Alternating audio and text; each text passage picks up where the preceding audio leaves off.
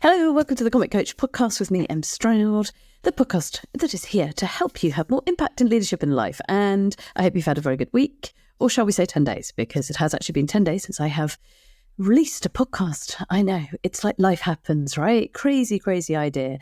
And today, it's a brief solo episode. I want to go solo. It's not solo, it's solo. It's a brief solo episode because I want to explore with you one of what I believe is the pillars of impact. So I've identified that there are 12 pillars of impact that can really make a difference to how you impact all the people around you. And the first pillar that I wanted to kind of just think about a little bit today was this beautiful thing that is improvisation. Now, those of you that have followed me for a long time, you'll know that I am an improviser. I have been doing improvising on stage for a very long time.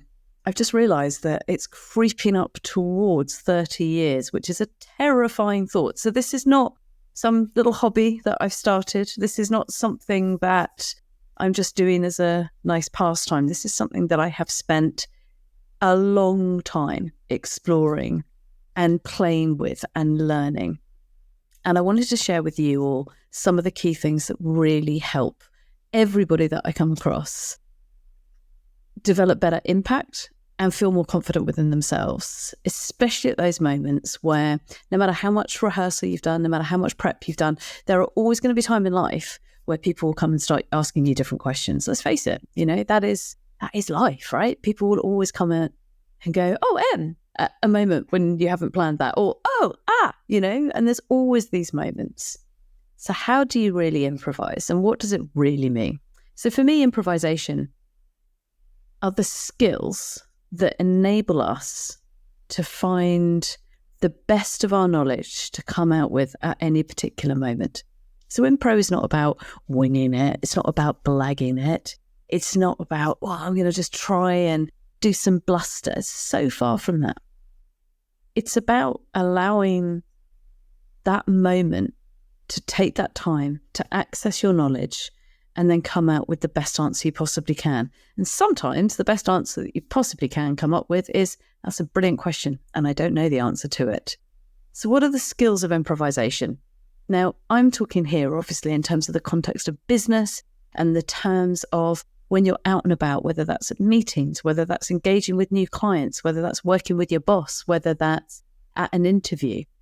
This is what I'm really focusing on today. Now, of course, there's the improvisation for stage, which is what I've spent a lot of my life doing. But there are so many skills from that place that can really massively help you in all of those situations I just said. So what are those things that you can do? The first skill of impro, which is probably the hardest, especially in the world that we live in now, is about how do you get yourself to be really present? How do you get yourself so that you are fully in the moment? So as I am recording this right now, I've turned everything else off. I have just landed myself here, and I'm going to trust that the right things are going to come out. Yeah, that's right, kids. This is not scripted. Can you tell? But it's that thing, because I've been doing this for so long, I trust that the right things are going to come out. So this improvisation is very much not about not rehearsing. It's not about not knowing what you're going to do. These are for these moments where no matter how prepped you are, stuff is going to be thrown at you. And so it's how do you get yourself so you can be fully present? Couple of things that can really help. Firstly, and that seems really obvious, but make sure your feet are firmly on the floor. Because what that does is it really grounds you. And what I see when people are under pressure and they're having to improvise, which I know scares a lot of you out there, you see people closing up their body language, you see them crossing their legs. And actually what that does is it means you're telling yourself in your subconscious, this is out of my comfort zone. Whereas actually, if you're on a panel, if you're on an interview, you know the stuff. So it's about trusting yourself. So keep your feet on the floor. And the other piece about being present is how do you make sure that you're really breathing? I know, I bang on about breathing in everything that I talk about because it's so important. But it's about getting yourself out of your head and back into your body. And when you're really in your body and you take that moment to breathe, what that does is it creates that beat in order for you to take that pause. So you don't use any of those fill-in words. I'm sure you've all seen people that are using fill-in words where they use so, kinda. Those are fill-in words, whereas actually what would be kinder would be to take a breath and trust that the right thing is going to come out. So that's the first bit of improvisation, the first skill that's so important. But you can't do that unless you practice it away from high pressure situations. So in things where you're really relaxed, just practice breathing. And what I mean, obviously, I hope you're all breathing all the time. Otherwise, how are you listening to this podcast? You're a medical miracle. But what I do mean is just allow yourself to really focus and get good at breathing so that when you are under those pressure situations where you're having to think on your feet, you already know that it works. Practice putting your feet firmly on the ground. See how it lands. So there's improvisation and there's being present. In order to improvise, the second skill is how good are you at listening? That's right, kids. How good are you at listening? Now, I know that when you're under pressure and when you're at your best, you all can listen really well. Of course you can. But hand on heart, how good are you at listening on a day-to-day basis? How good are you at consciously, actively listening? You all know how to do it, but how often do we do it? In order to improvise well, in order to handle these moments, these unexpected moments, we have to fine-tune these skills. We have to consciously up them. And when we do, people really respond to it. I just want you to just take a moment and think about, how do you feel when people really listen to you? How does that make you feel? For me, it makes me feel safe. It makes me feel loved. It makes me feel valued. All of those things help you build brilliant relationships, whether that's on a panel, whether that's on an interview panel, whether that's just in a meeting. By you really consciously becoming brilliant at listening, what you do is you build deeper and better relationships, plus you'll actually respond really well to the other people around you. And as soon as you do that, suddenly magic happens. Lots of people ask me, but Em, how do you come up with the funny lines? And the thing is that I never consciously think about trying to be funny. What I try and do is I listen and respond. There's this beautiful thing in improvisation where it's a two-way dialogue. So if you're thinking from the theatre perspective, somebody says something and I listen to it and I respond to it and then I build on it and then I build on it. In a business context, it doesn't mean you have to agree with everything that everybody says, but if you're truly present and you're truly listening, you are far more likely to find the commonality. You're far more likely to collaborate. All of these buzzwords that get thrown around in business so easily. Oh, we need more collaboration, more creativity. We need more connection. And other words that don't begin with the letter C.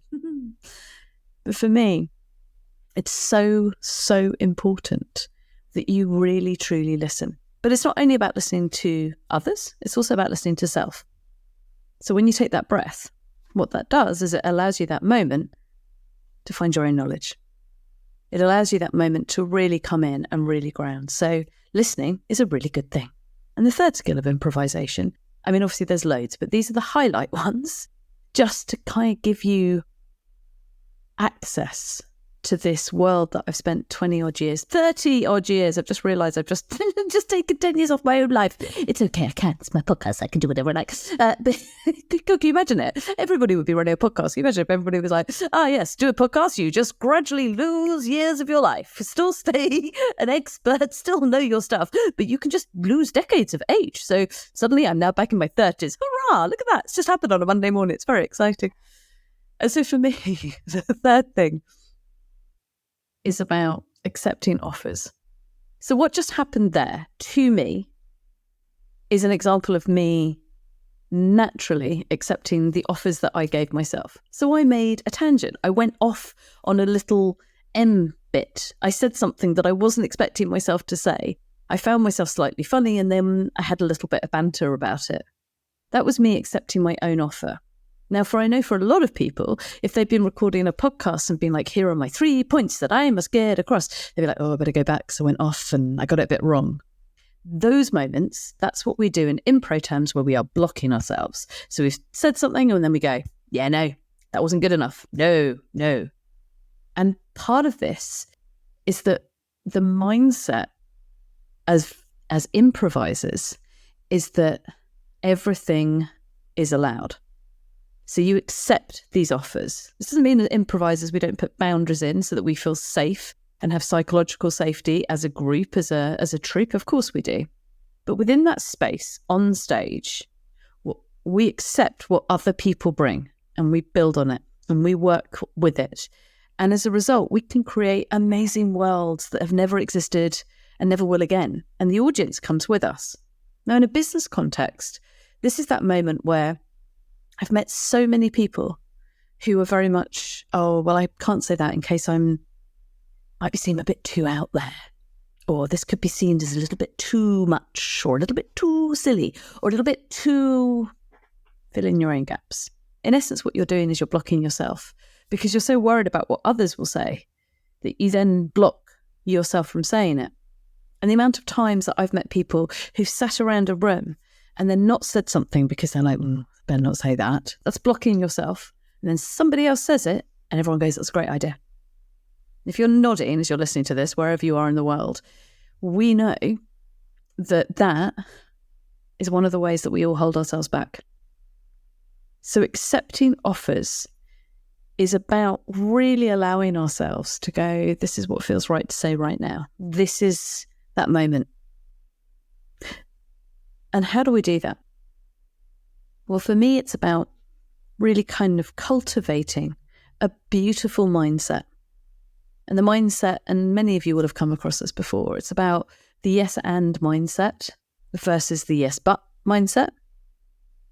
And what I mean by that is when somebody says yes and, yes and, yes and, you build, you build, you build. If you go, yeah, but we tried that before, it didn't work. Yeah, but we don't have the budget for that. Yeah, but why would anybody ever come up to you again?